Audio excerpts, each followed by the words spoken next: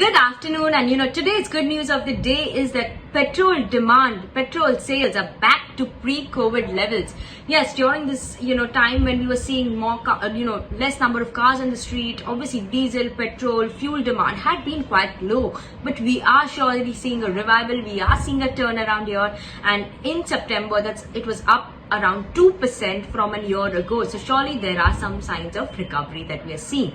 This is according to ET reports. The ET reports does suggest that petrol sales have fully recovered to pre-COVID levels, while diesel sales have improved significantly.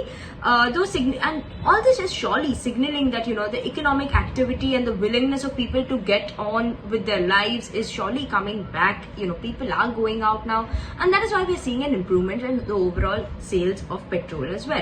Now, if you talk about the first half of September, petrol sales increased by 2% from a year-on-year basis and 7% from August. So, diesel sales were lower by 5.5% than a year ago, but 20% higher than its previous month. So, on month-on-month basis also, we are seeing a recovery. And let's consider that, month-on-month is also important at such a time, because when everything was shut, which seems no one moving out, so obviously the sales were barely there. So at such a time, even month-on-month numbers are very important, and surely an improvement over there is a marked improvement. And soon we should be hoping to see them coming back to pre-COVID levels as people have started getting out and moving around and carrying on with their daily lives, going to offices. So surely that's going to be interesting to see.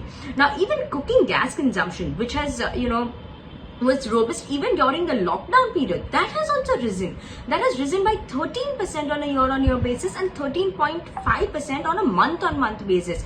So let's just see how interesting this is, that even cooking, where we were cooking even before lockdown, now even during lockdown, if you say increased cooking, even though they've seen an increase even month-on-month and even on a year-on-year basis. So very interesting facts coming in here.